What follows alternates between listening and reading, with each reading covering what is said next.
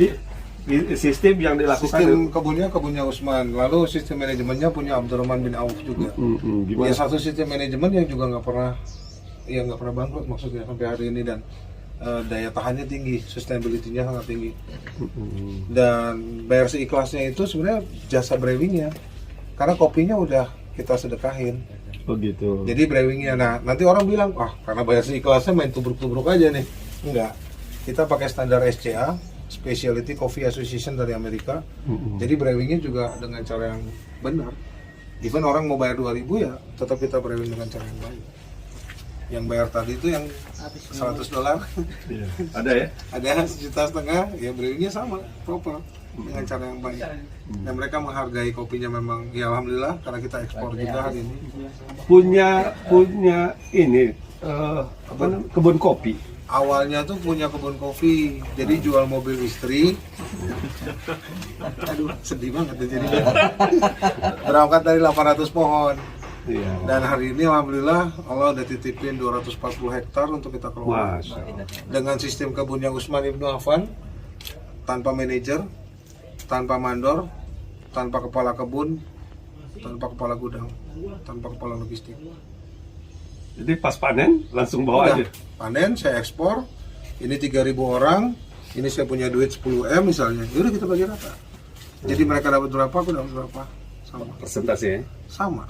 Iya. Dan itu ternyata lebih aman. Jadi aku nggak perlu ada manajer. Ada yang tiduran teman yang tegur. Kan sama duitnya. Kamu tidur. Dan alhamdulillah. Mereka nggak merasa karyawan. Betul. Semua ngerasa ownership-nya ada. Memilikinya ada. Sistem itu yang dipakai rumah makan minum.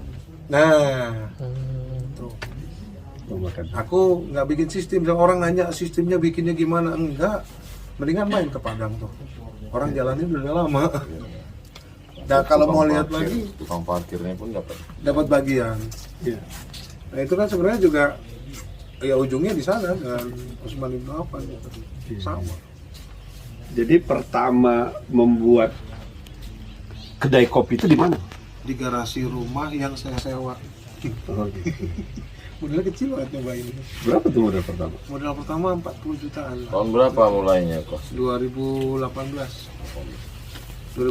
di garasi rumah yang kita sewa. Udah bikinnya di situ, di rumahnya kita roasting, di garasinya kita jualan kopi. Sekarang aset alhamdulillah udah hampir 25 miliar. Dan jalan begitu aja udah. Anak-anak muda sekarang kalau mau buka usaha yang prospek kira-kira apa? Yang prospek adalah yang mereka tekuni dan mereka kuasai. Kadang-kadang orang tuh bisnis cuman ikut-ikutan. Wih, orang jualan kue apem, ayo jualan. Padahal dia nggak tahu cara bikinnya, bahannya apa, bagaimana biar enak. Kalau kopi tadi memang Coach Steven menguasai kopi. Enggak, sarjananya di situ juga sih. Cuman menguasai ya. Iya, aku pikir kalau mau jalanin sunnah kan kebun nih. Kalau suruh nanam kurma aku nggak tahu. Paling gampang kopi mungkin ya waktu itu kan kepikiran. Ya sekarang kan juga ada kita bikin wisdom tuh mengantisipasi kampung muslim yang beternak babi. Nah kan nggak bisa kita ceramahin babi itu haram, najis apa, kita kasih solusi kan. Nah aku lah punya sekarang wisdom wisata domba. Mas Andi udah kesana nih. Jadi aku piarain domba, aku pelajari, piara, tahu cara perkembangbiakannya, aku tawarkan. Mereka berhenti tuh piara babi, ganti domba. Dan sistemnya berhasil lagi. Setahun 1 ekor domba bisa 4 anak. Masya Allah. Alhamdulillah. Dan kampung-kampung babi itu tereliminasi dengan ini sebentar lagi Instagram aku habis lagi nih kayaknya nih. Karena pertama kali program di launching, Instagram utama hilang. Coach Steven ada buat training untuk anak-anak muda. Iya kadang-kadang, tapi di desa-desa. Berapa pesertanya? Sedesa. Biasa lebih intensif kayak 3 bulan di situ. Perlu berhenti. Bukan anak muda buat training. Iya. Berapa hari biasanya? Oh nggak bisa berapa hari, harus terus berkesinambungan. Jadi dampingi, ajarin mereka. Karena kan kadang-kadang, wah ini major saya ini ekonomi, oh major saya ini bengkel, oh saya ini tukang benerin radio. Enggak, saya sarjana ilmu komunikasi juga nggak nyambung kan. Kopi. Iya, ke kopi ataupun ke domba kan nggak nyambung. Cuman kalau memang manjada wajada. Tapi dengan domba kan juga perlu ada komunikasi yang baik. Aduh bahaya. Ngeri. Udah akhir tahun domba. Aduh. Dikit gawat. Dikit ya tadi ya. Nggak apa-apa kan emang akhir tahun kan banyak yang beranak. Domba ya benar. Iya. Harus pandai memeliharanya supaya anaknya banyak ya. Iya. Cuman itu sih Ustaz, aku paling ikhtiarnya sekarang kan banyak kan nggak main di kota kok, di belakang-belakang ngeberesin yang kecil-kecil inilah. Aku pikir nggak ada asatid yang ke sana, ya udah kita di sana.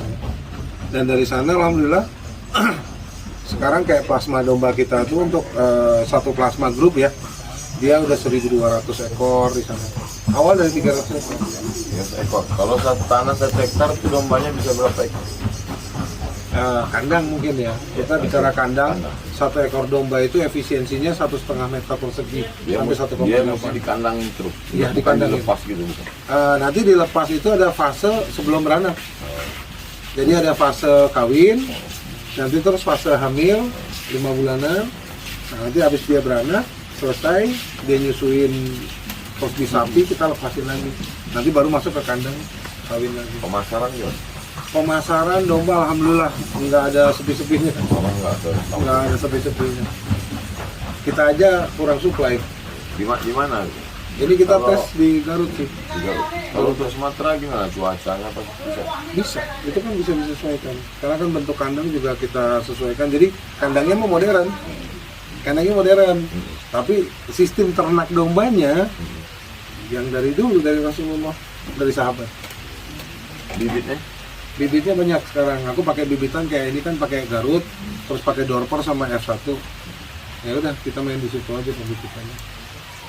Yang penting bukan domba yang buat hias itu ya, domba yang Bukan pedaging. bukan domba. Ya. Bukan. Aduh domba. Romera mah dong. Bang, iya, Dan bukan pula kambing hitam ya. Tapi domba Sini nih, yang hias itu kan malah mahal ya, kok umur Iya. baru Oh, setengah itu setahun mahal. ya. Satu ekor bisa 100 juta, yang itu. Yang di salon-salon tuh. Iya, yang ininya pakai minyak zaitun, Oh. harus digosok kan pakai minyak zaitun. Dikontesin tapi Fantasi. Nah terkait kopi tadi, sekarang kedai kopi sudah berapa banyak? Sudah alhamdulillah selama 4 tahun Allah izinkan berkembang jadi 51 hari ini. Berapa kota? Paling jauh tuh di Palembang, yang dekat ke tempat Ustaz, Lampung. Terus ada di Banjarmasin, di Samarinda. Paling jauh di Pineng mungkin, agak Ini yang seberang. agak nyebrang dikit. Ya. Kalau ada anak muda kita di Batam di Pekanbaru mau buka, gimana cara? Bisa ada kan ada kedaicoger.com, bisa di situ nanti Apa konsultasi. nama webnya? Kedaicoger.com. Kedai Coger. Nah itu di situ Apa nama warung kopi? kedai coger. Kedai Coger. Nah coger, Kopinya kopi coger juga. coger juga Apa dari yang, kebun. apa yang mesti disiapkan anak muda ini? Mental, pengen maju kan. Mesti ruko, mesti apa? Tempat ada yang terbuka kayak gini juga ada yang garasi rumah juga ada. Karena ngikutin basicnya kita kan. Ada ruko Ada juga. yang ruko udah mapan. Oh, itu yang udah mapan. Udah mapan. Biasa ada yang mulai itu bahkan dari mall tuh yang kecil-kecil itu. Yang Counter. paketan-paketan. yang berat itu kan mesin pembuat kopinya. Gimana? Nah, orang tuh selalu orientasi kalau bikin kafe mesin harus bagus. Iya. Enggak. Kalau kita balik skill yang harus bagus. Mesin biasa aja. Karena kadang-kadang mesinnya bagus, skillnya nggak ada. Jadi kan perbandingan gitu. Apalagi kalau dibuat dengan rasa ya. Asik. Cinta. Apa Iya pakai rasa lah. Vanilla. apa keajaiban yang Kong Steven rasakan selama menggeluti bisnis ala Rasulullah? Daya tahan bisnisnya itu tinggi. Kita mau nggak percaya, saya buktikan sendiri. Artinya gini Ustaz, pandemi semua orang goyang. Ya kan, tadi kita cerita sampai tukang rujak aja sendiri kena efeknya. Karena karyawan kan nggak masuk kerja, yang nggak ada yang makan rujaknya. Selama pandemi ini Allah izinkan saya nambah 19 unit usaha. Kalau bertambah, Tambah. Saya nggak ada pengurangan karyawan, nggak ada pemecatan, nggak ada yang karyawannya jadi Senin Kemis, nggak ada, gaji pemotongan nggak ada, THR penuh, bonus penuh. Kenapa tidak berefek ke bisnis kopi? Bukan bisnis kopinya sih sebenarnya. Kalau bisnis kopi kan kita dapat mesin orang juga, ada yang kedai orang tutup. Tapi pada saat ini memang bayar siklusnya, ini efeknya agak-agak panjang ya. Jangan sampai nanti orientasi aku berubah di bisnis nih. Jadi orang datang, nggak apa-apa, datang aja. Lu datangnya ke tempat gue sini, ngopi aja nggak apa-apa. Aku sering gituin Ustaz. Gue nggak ada duit nih, nggak apa-apa, lu datangnya lu pengen ngopi, datang aja nggak apa-apa, kan bayar seikhlasnya juga. Punya goceng bayar aja goceng. Pada saat mereka punya si goceng tadi 5.000 rupiah, iya, dan mereka tetap ngerasa apa ya, oh kita tetap diservis, kita tetap dapat kopi yang baik dan bagus dan proper, benar ya. Pada saat mereka kembali mulai bergeliat, mereka nyari saya. Kombinasi antara rasional dan irasional. Iya, banyak kan irasionalnya. Karena kalkulatornya Allah, ya sulit. Alhamdulillah. Dan itu benar-benar Allah yang tahu deh. Benar-benar Allah yang tahu. Dan Mas Andi sebenarnya tahu sih. Semakin kita banyak spending, karena kan keuntungan menjadikan masjid. Jadi dari kopi kedai Coger ini sudah 67 masjid yang terbangun, 7 madrasah. Satu lagi mau diresmiin besok, Jumat besok. Dan semakin kita banyak spending, semakin Allah datengin lagi gitu. Kayak sebenarnya kata-kata sahabat mungkin ya, koreksi kalau saya salah. Ada salah satu sahabat yang benar-benar dia gagal untuk jadi orang miskin. Dan itu lagi lagi di dalam ya. Lagi kayak di nggak tahu gimana itu di Kenapa Coach Stephen nggak buat semacam pelatihan yang terstruktur, penerimaan dalam 1 bulan berapa angkatan untuk menyelamatkan anak-anak muda entrepreneur? Ada, cuman gini, Apa kendala? Masyarakat kita tuh anak muda terutama itu satu dididik untuk jadi pekerja, bukan entrepreneur. Walaupun Lebih mereka suka jadi karyawan, betul, kita enforce mereka untuk jadi entrepreneur. nggak ada semangat. Betul, Oh, itu ya. dia maunya berangkat pagi, pulang sore, pakai seragam, ada yang merintah. Ini kerja apa dikerjain? Itu dikerjain. Dan iya itu akhirnya jadi Mentalnya gitu ya. mental karyawan. Terlalu lama dijajah Belanda. Belum hidup sih mereka sebenarnya. Darahnya, tapi dikotominya memang seperti itu. Jadi orang-orang mendingan gue ngelamar kerja di tempat lu. Kok jadi ngelamar kerja sih? Atau gen Coach Stephen ini lain.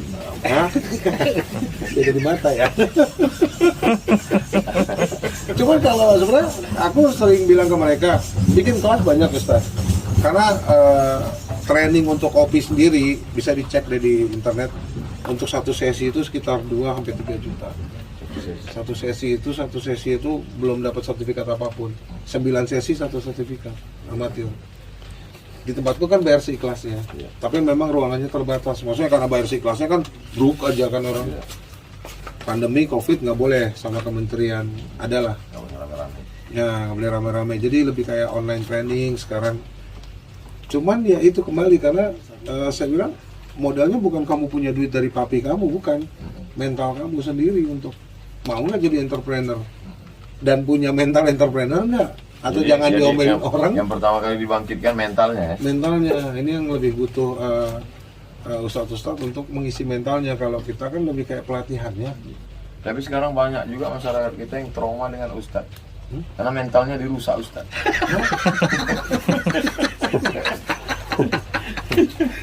Ini media ini. Ya, Ustaz. Kalau gimana Ustaz melihat Ustaz? Coach Stephen. Coach Stephen mengembalikan lagi konsep rezeki dalam Islam, konsep sedekah berbagi, konsep yang selama ini terkubur.